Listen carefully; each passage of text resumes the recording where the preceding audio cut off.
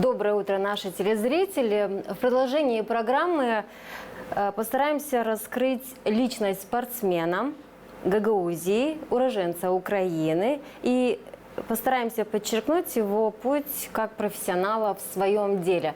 Вместе с нами свое доброе утро начинает Дмитрий Маленков, чемпион мира по вольной борьбе среди ветеранов.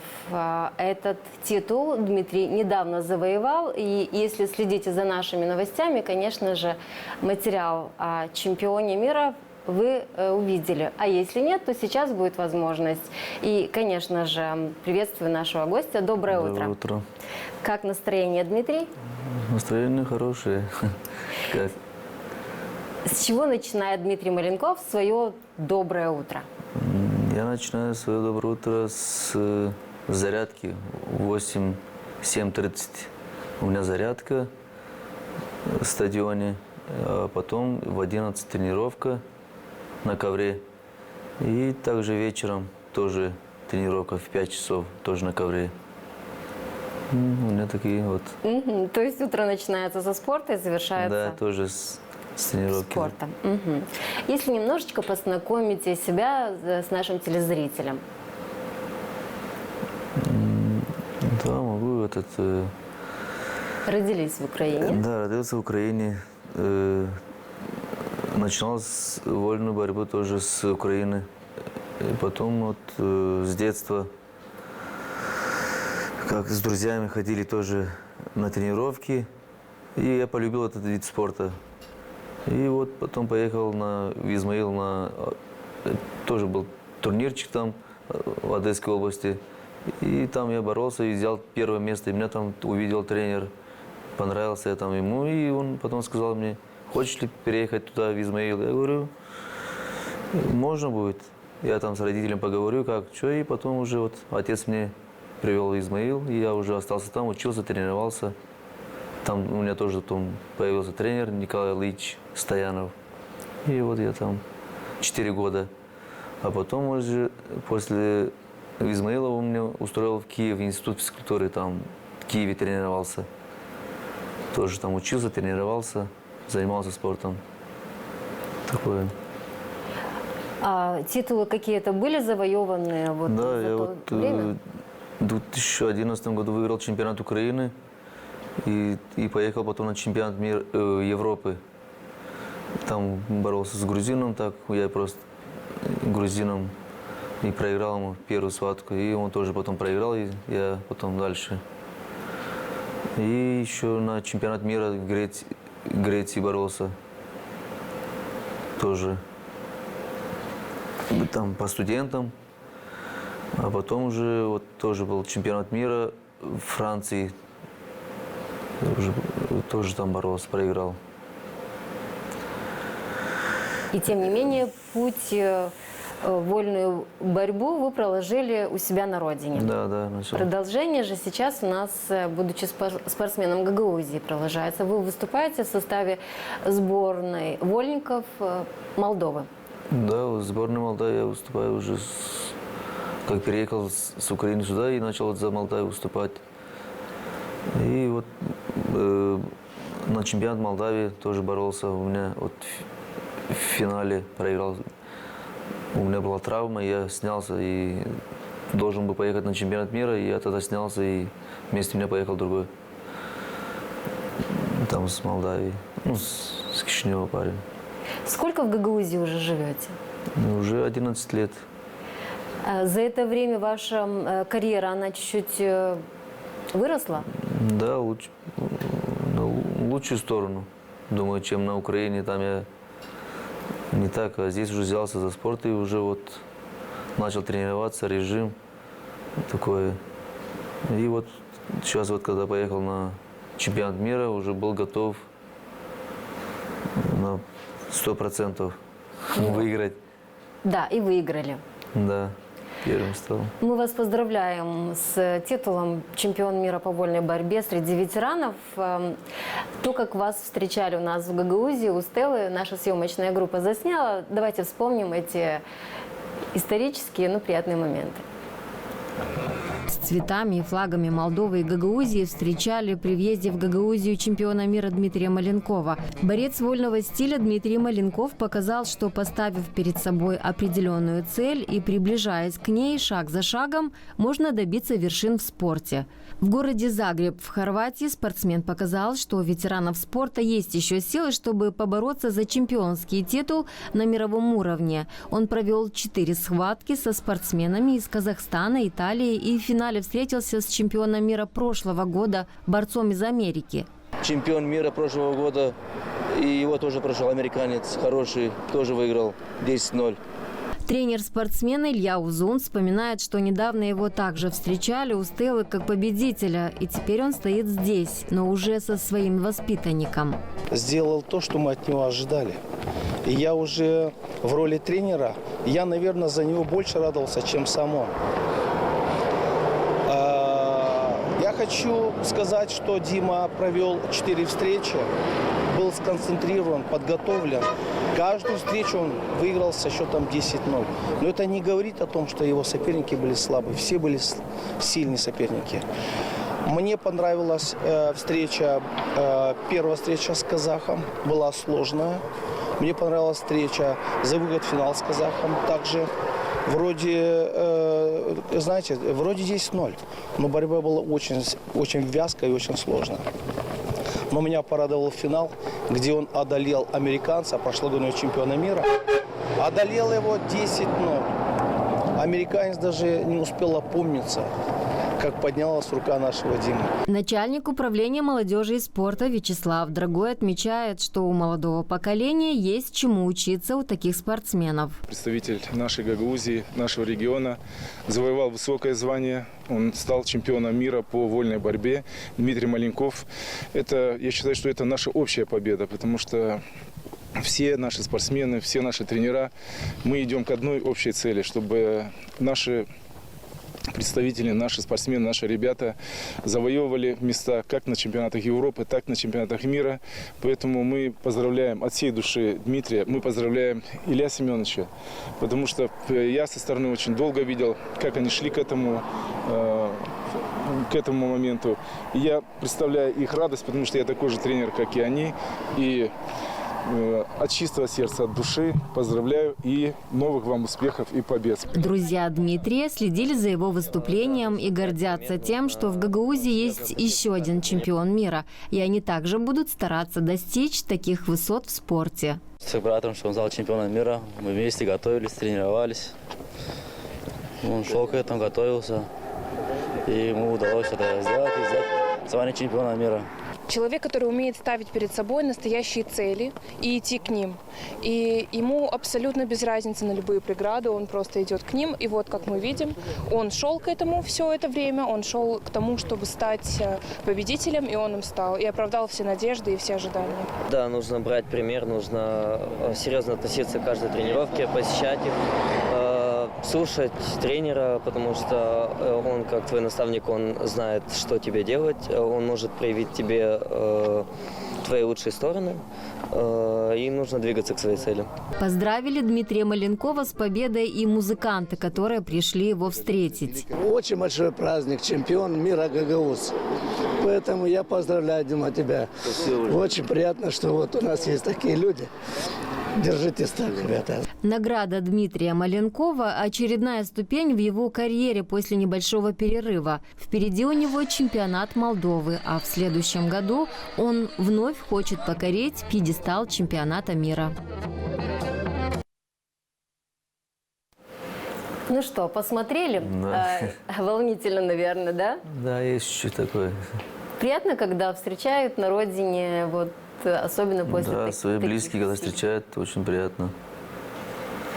Дмитрий, как продолжаете поддерживать форму на высоком уровне спустя годы после начала карьеры? Ведь вы сейчас уже ветеран вольной борьбы. Ну, я поддерживаю каждый день тренировки, всегда держу тонус, чтобы не расслабляться. Некогда, каждый день тренировочки. Вот этим я поддерживаю форму всегда, чтобы был готов. Сколько лет вы уже в вольной борьбе? Ну, уже, наверное, 20 лет, наверное, может, больше. Что мотивирует вас продолжать вот, заниматься данным видом спорта и поддерживать себя на уровне ветерана? Ну, мне нравится просто спортом заниматься. Я, если не пойду на тренировку, это не мое. Когда иду на тренировку, это уже, как сказать правильно, Вы красивое выражение сказали еще до программы. Жизнь это и есть спорт. да, жизнь – это спорт. Без этого никак.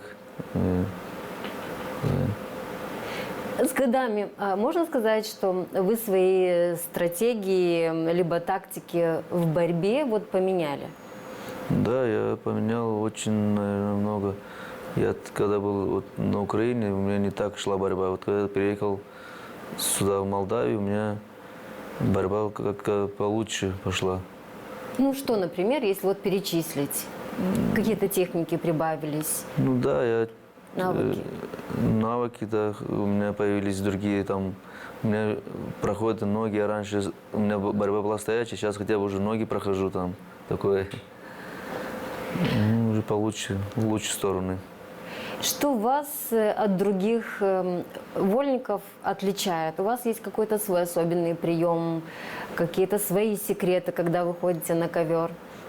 Ну да, у меня есть любимый свой прием, это в одну ногу пройти и за голову. Такое. Это стараетесь обычно в первых минутах использовать свои тактики, Не, это либо не Или как получ- получается, Это если из в практики борьбе, взять? когда вот борешься, уже как получается, когда соперник уже я вижу, что уже можно пройти, я тогда уже прохожу, а так не спешу проходить. Какие победы в вашей спортивной карьере считаете самыми высокими?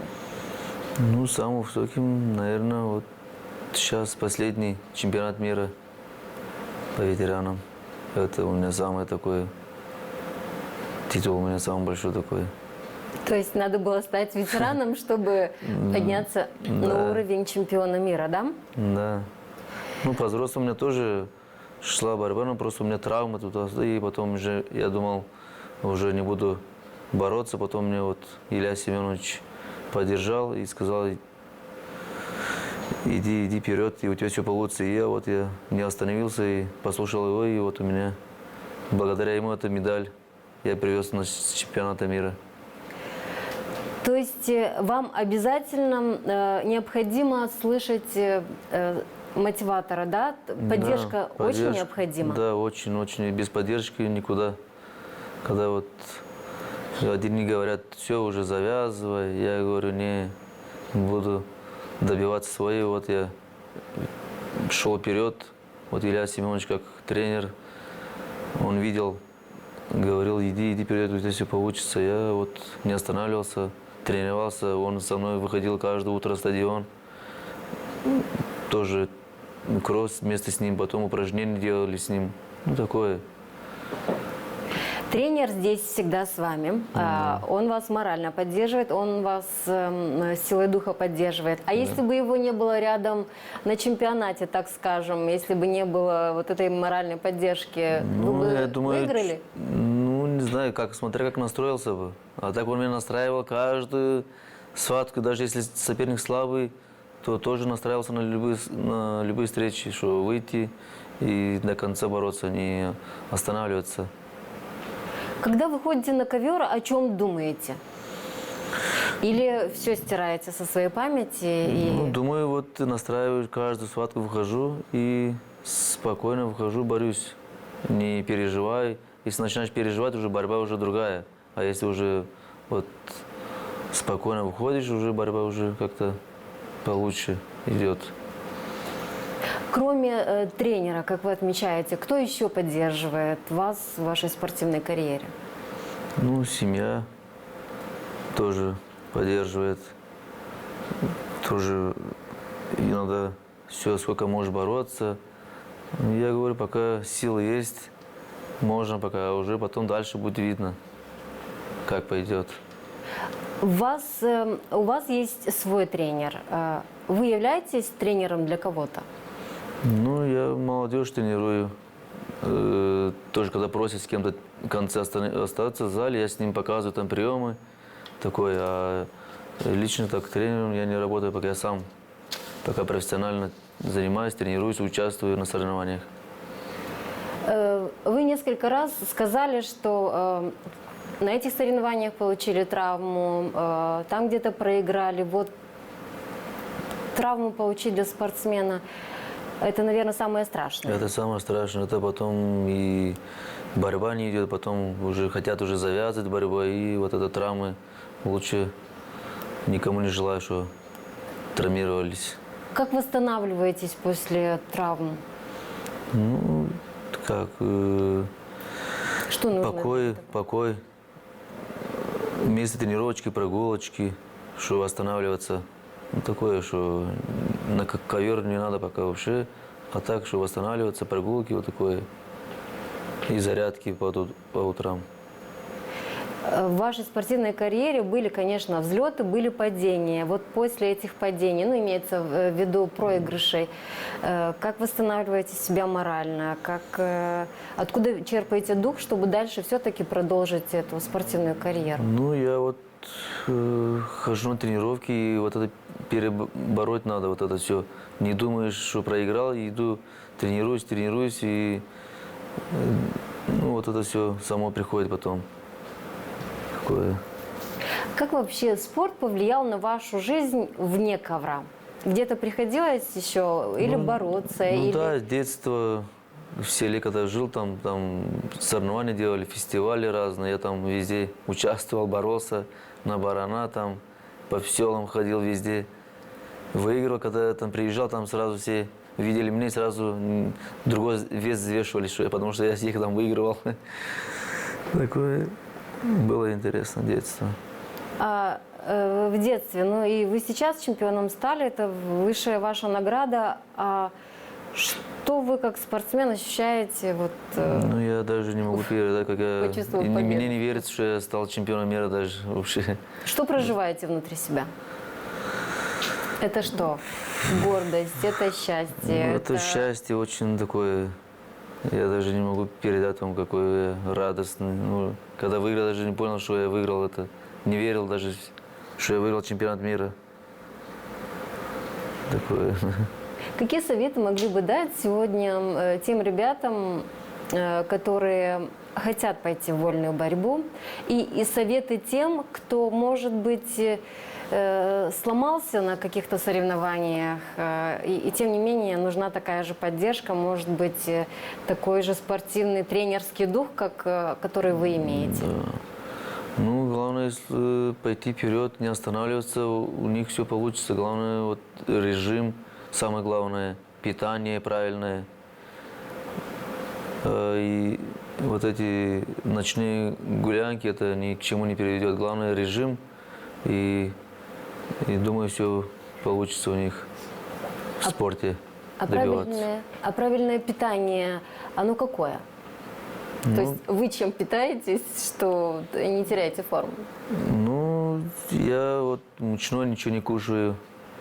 Утром там вареные яйца, там такое, мед с орехами утром, салаты. И вот поддерживаю форму всегда вот так.